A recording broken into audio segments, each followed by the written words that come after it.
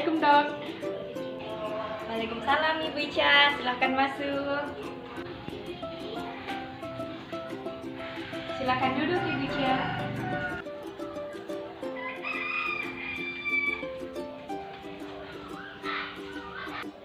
Jadi ada yang bisa saya bantu Ibu? Jadi gini dok, akhir-akhir ini kepala saya sering pusing dok. Jadi keadaan pola makan Ibu saat ini bagaimana? Gini dok, akhir-akhir ini saya sering malas makan bu. Sebentar ya Bu, saya cek buku KIA-nya dulu. Di sini saya lihat kenaikan berat badan Ibu masih perlu ditingkatkan dan kadar hemoglobin Ibu di bawah 11 gram per desiliter. Ibu hamil dikatakan anemia jika kadar hemoglobinnya di bawah 11 gram per desiliter. Sedangkan kadar hemoglobin Ibu yang punya yaitu 9 gram per desiliter. Oh, berarti saya anemia dong bu. Pantas akhir-akhir ini saya cepat lemah, lelah, lesu. Betul sekali Bu, anemia itu dikatakan anemia jika mengalami 5L yaitu lemah, letih, lesu, lalai, dan lelah. Di sini saya juga melihat Ibu mengalami kekurangan gizi. Lalu gizi yang baik itu bagaimana bu? Baiklah, saya akan jelaskan untuk gizi yang baik untuk Ibu. Bisa kita lihat di sini untuk gizi yang diperlukan ibu hamil itu 3-4 porsi Ibu, yaitu jagung, kedelai, singkong, kentang, kacang hijau, dan beras.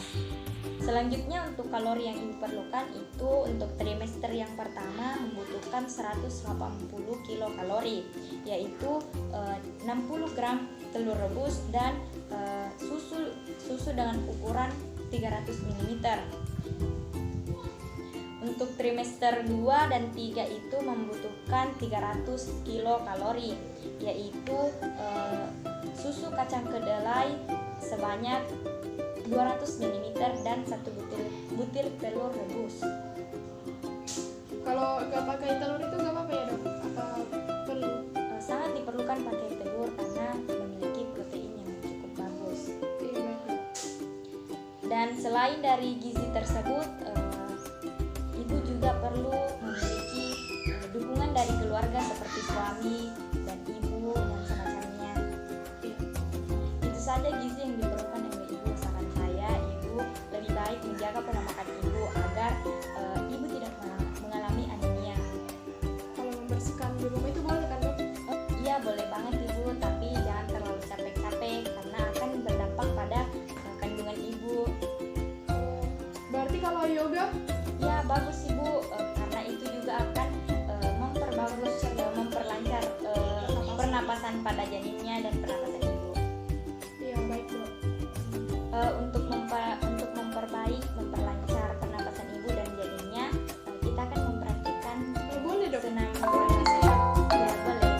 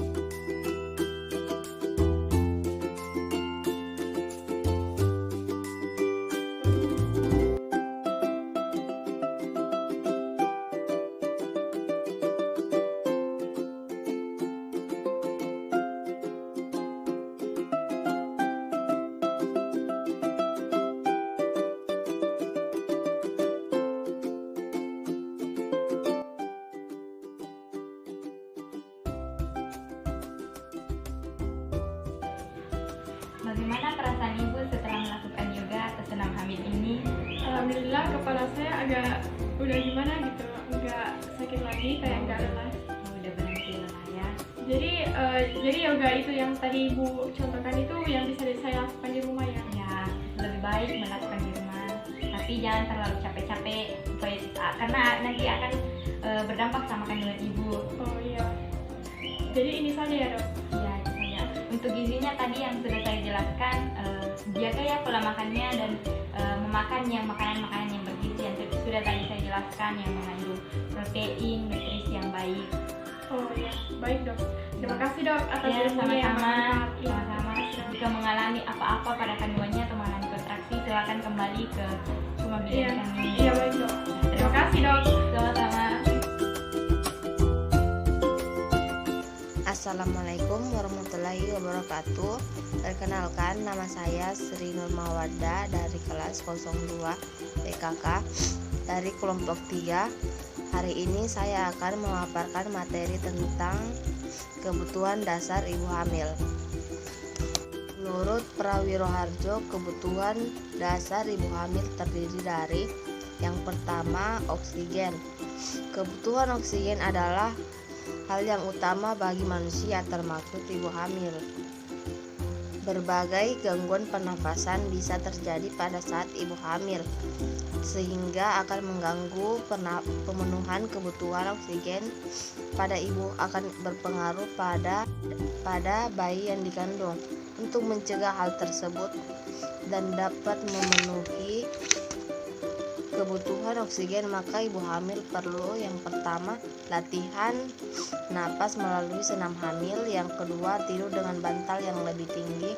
Yang ketiga, kurangi dan hentikan merokok. Yang keempat, konsultasi ke dokter bila ada kelainan atau gangguan. 2. Nutrisi. Pada saat hamil, ibu harus makan makanan yang mengandung nilai gizi bermutu tinggi. Gizi pada saat hamil harus ditingkatkan hingga 300 kalori per hari. Ibu hamil seharusnya mengkonsumsi makanan yang mengandung protein, zat besi, dan cukup cairan atau menu seimbang, diantaranya kalori, protein, mineral, dan vitamin. Ketiga, personal hygiene atau kebersihan. Kebersihan harus dijaga pada masa hamil. Mandi dianjurkan sedikitnya 2 kali sehari karena ibu hamil cenderung untuk mengeluarkan banyak keringat. Menjaga kebersihan diri terutama lipatan kulit, ketiak, bahu payudara, daerah genitalia dengan cara dibersihkan dengan air dan dikeringkan. Kebersihan gigi berlubang terutama pada ibu hamil yang kekurangan kalsium. Keempat, pakaian. Pakaian hendaknya yang longgar dan mudah dipakai serta bahan yang mudah menyerap keringat. Ada 2 hal yang harus diperhatikan dan dihindari, yaitu sibuk dan stocking yang terlalu ketat karena akan mengganggu aliran di balik, dan sepatu dengan hak tinggi karena akan menambah lordorosis hingga sakit pinggang.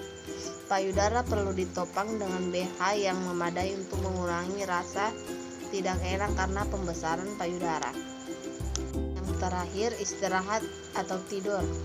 Kebutuhan istirahat atau tidur pada malam hari kurang lebih dari 8 jam dan istirahat dalam keadaan rileks pada siang hari selama 1 jam. Sekian pemaparan materi dari saya, lebih dan kurangnya mohon dimaafkan. Wassalamualaikum warahmatullahi wabarakatuh. Assalamualaikum warahmatullahi wabarakatuh. Perkenalkan, saya Tia Tangdiopang dengan NIM 2102085010025 dari kelas 02 Pendidikan Kesejahteraan Keluarga. Pada hari ini saya akan membawakan materi seputar perawatan ibu hamil. Adapun bagian-bagian materinya adalah dimulai dari memahami konsep dasar kehamilan, kemudian dilanjutkan dengan apa saja yang sebaiknya boleh dan tidak boleh dilakukan oleh ibu hamil. Baik, yang pertama yaitu konsep dasar kehamilan. Definisi kehamilan. Kehamilan adalah masa yang dimulai dari konsepsi sampai lahirnya janin. Kehamilan atau yang disebut juga dengan graviditas adalah masa yang dimulai dengan konsepsi atau pembuahan dan berakhir dengan permulaan persalinan. Kehamilan, lamanya masa kehamilan normal adalah 280 hari atau 40 minggu atau 9 bulan 7 hari, dihitung dari hari pertama haid terakhir. dapat disimpulkan bahwa kehamilan merupakan proses yang terdiri dari ovulasi, konsepsi, pertumbuhan zigot, nidasi hasil konsepsi, pembentukan plasenta, dan tumbuh kembang hasil konsepsi hingga lahirnya janin. Yang kedua yaitu klasifikasi kehamilan. Kehamilan trimester dibagi menjadi 3, yaitu yang pertama, trimester 1 dimulai dari masa konsepsi sampai 3 bulan. Kemudian trimester 2 dimulai dari bulan keempat sampai 6 bulan. Kemudian trimester 3 dari bulan ke-7 sampai 9 bulan. Dalam masa kehamilan ada begitu banyak informasi yang salah, mudah dipercaya ibu hamil. Belum lagi adanya tekanan masyarakat yang mengharuskan ibu hamil untuk menuruti dan tidak boleh melanggar kebiasaan yang sudah ada di lingkungan tersebut. Namun kali ini saya akan membahas apa yang sebaiknya boleh dan tidak boleh dilakukan oleh ibu hamil. Hal yang sebaiknya dilakukan, yang pertama, istirahat yang cukup. Tidur siang bermanfaat untuk mencukupi kebutuhan tidur selama hamil, yaitu 8-10 jam per hari. Tidur siang dapat dilakukan untuk membantu memenuhi kebutuhan tidur, terutama bagi ibu hamil yang mengalami kesulitan tidur. Kemudian yang kedua yaitu menjaga kebersihan dan kesehatan tubuh. Selain perlu mengonsumsi makanan sehat, kesehatan ibu hamil juga dapat didukung dengan vitamin dan juga menjaga kebersihan tubuh. Seperti terlebih ibu hamil biasanya rentan berkeringat, sehingga kebersihan tubuh perlu dijaga agar virus dan bakteri tidak mengganggu kesehatan sang ibu. Kemudian yang ketiga yaitu olahraga ringan. Banyak yang beranggapan bahwa ibu hamil tidak boleh melakukan aktivitas berlebih seperti olahraga. Namun faktanya, melakukan olahraga ringan seperti yoga ataupun berjalan kaki saat sedang hamil dapat memberi banyak manfaat. Seperti membantu memperlancar persalinan, mencegah sembelit, membuat tidur lebih nyenyak, membantu penurunan berat badan pasca melahirkan, dan masih banyak lagi. Namun, ada baiknya jika ingin melakukan olahraga terlebih dahulu, lakukan konsultasi pada dokter. Kemudian kita masuk pada bagian hal yang sebaiknya tidak dilakukan oleh ibu hamil. Yang pertama, mengonsumsi alkohol. Konsumsi alkohol selama masa kehamilan berbahaya karena organ janin belum terbentuk sempurna sehingga tubuhnya tidak mampu menyaring racun dan juga zat berbahaya lainnya. Alkohol yang dikonsumsi ibu hamil masuk ke tubuh janin melalui plasenta. Kemudian yang kedua yaitu merokok. Bahaya merokok saat hamil sangat penting untuk disadari. Beragam zat berbahaya terkandung di dalam rokok dapat meningkatkan resiko terjadinya masalah selama kehamilan, seperti kelahiran prematur dan cacat bawaan pada janin. Perlu ibu hamil ketahui bahwa karbon monoksida dalam asap rokok dapat menghambat aliran oksigen dan asupan nutrisi ke dalam janin. Hal ini membuat pernafasan janin terganggu dan membuat denyut jantung janin menjadi lebih cepat. Kemudian yang ketiga yaitu stres. Saat stres atau sedang marah, tubuh ibu hamil akan memproduksi hormon stres yang bernama kortisol. Jumlah hormon tersebut meningkat, pembuluh darah di dalam tubuh akan menyempit. Hal ini membuat aliran darah dan pasokan oksigen ke janin menjadi berkurang, sehingga membuat tumbuh kembangnya terganggu. Kemudian yang keempat yaitu menghindari makanan mentah dan daging olahan. Makanan setengah matang atau mentah dianggap sangat berbahaya bagi ibu hamil sebab makanan mentah beresiko terinfeksi oleh bakteri Salmonella dan Listeria yang bisa berujung pada keguguran.